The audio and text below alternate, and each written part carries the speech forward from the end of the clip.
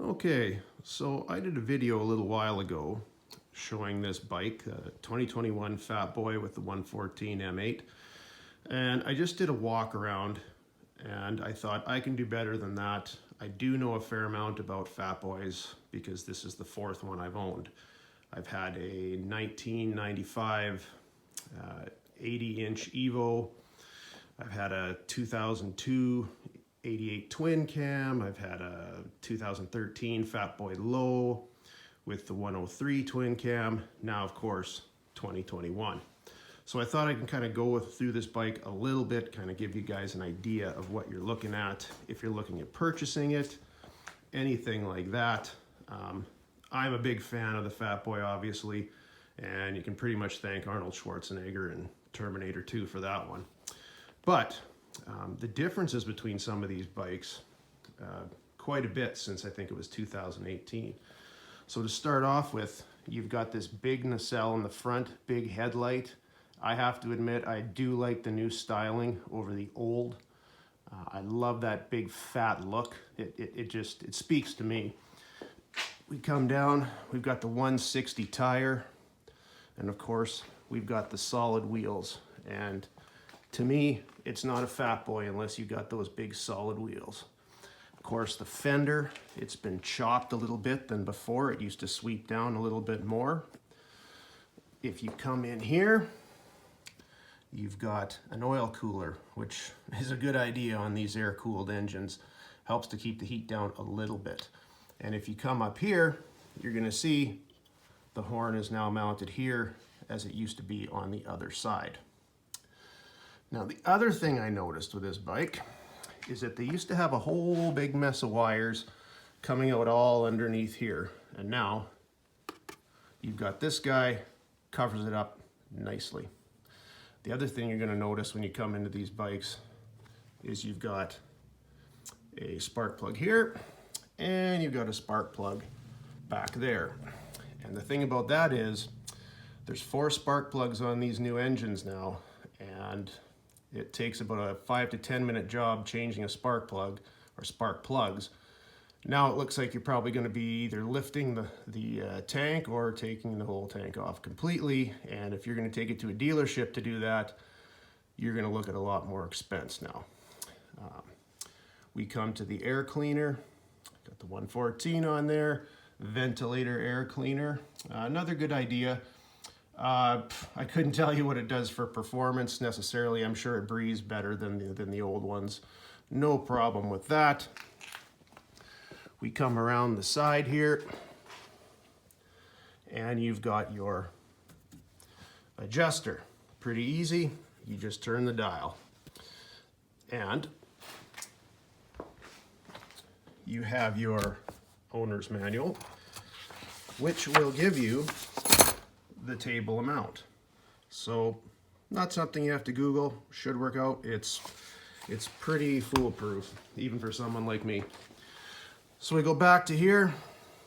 You're gonna look at this cover here. Your battery is actually behind here as opposed to being under the seat. The shock is now under the seat. So if you're gonna access the battery, it's gonna be through here, and it looks like it's gonna be a little bit, pardon me, a little bit more of a pain in the ass. Now, you've also got your oil dipstick, which is down here now, rather than up here, which, because as every man wants, is boiling oil right underneath his crotch. So good idea to move the oil tank down to the bottom, decreases some of the rider heat. And I gotta say, this bike in general is temperature-wise a hell of a lot cooler than those twin cams were. Also a better ride too. They did good with the suspension, in my opinion. We're gonna come around to the side here. These are not the stock pipes. They are Vance & Hines Eliminator 300s. I used to be a big proponent of the loud, obnoxious pipes. In my old age, I've decided to keep the baffles in them now because I realized I really don't need loud pipes to be an asshole. I can do that plenty on my own. Nice deep in here. Very nice wheel. Excellent wheel. Love it. Come around to the back. You've got your license plate, you've got your back light, and of course you've got this chopped fender. The fender, of course, used to sweep down a lot more. I do like the chopped design, I have to admit, and I love the stance, that big, wide, fat stance it has now. I really like the new design, and of course that's just an opinion. There's a lot of people who don't. I do like the new styling, kind of a little bit of a redesign, I guess. Come around to the side here. Pretty much a lot of it is the same as before. We do have, which I thought was an interesting little thing, was this is an open space now, which it didn't used to be. And it's a lot easier to get to that shift lever than it used to be as well. So that was a nice little perk.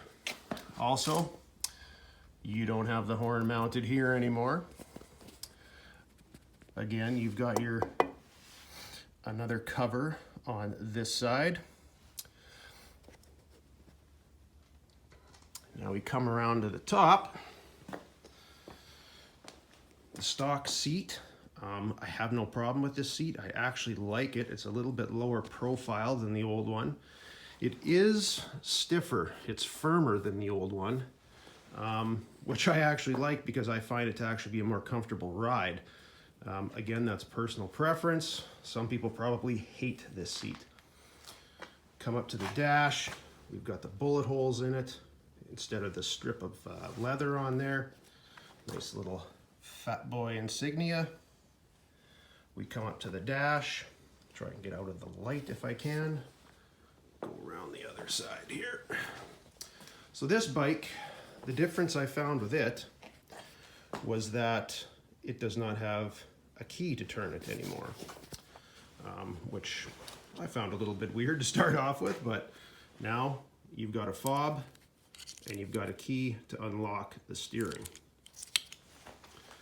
Basically, all you're gonna do now, click that on. Those lights are really gonna be in the way, sorry guys. And there you go. That button starts it. Probably don't need to turn that on. I'm sure you all know what a Harley sounds like. Now the other is, you come over to this side, you can toggle through, if I can get out of the light. So you've got your miles, your trip A, trip B, you've got your kilometers to empty. I'm from Canada, so forgive the metric system. You've got your time, you got your RPM, and you've got your total kilometers traveled. So all in all, that's somewhat of a brief overview of the bike. I love the new styling, I have to admit. I thought that was a good idea, and it is probably the best ride I've had on a Harley as far as vibration and suspension, and that's the way it should be. It's a brand new bike. I thought I'd do this video just in case anybody had any questions. They could leave them in the comments. I can try and answer them as best I can. I have quite a bit of experience riding these bikes. The other thing I guess I should stress is handling. I've heard some people say that they'd be horrible for the handling just based on that big fat tire in the back. Now, I've driven these bikes quite a bit, so I don't have a whole lot of a problem with that big fat tire. The only thing I would say is you're gonna have to take some wider turns. It's not a canyon carver by any means. And take it slow, especially if you're just starting out on these bikes. Get the hang of it first. But if anybody has any other questions, comments, leave them in the comment section. I will try my best to answer them. Depending on views and how this turns out, might do a few more videos. Might go through just minor stuff, installation of the engine guard. I've got foot pegs coming. I'm going to do stage 1. Maybe the pipes. I've got that little swing arm bag on the back. We'll just see how it goes. But for now, have a good day. We'll see you later.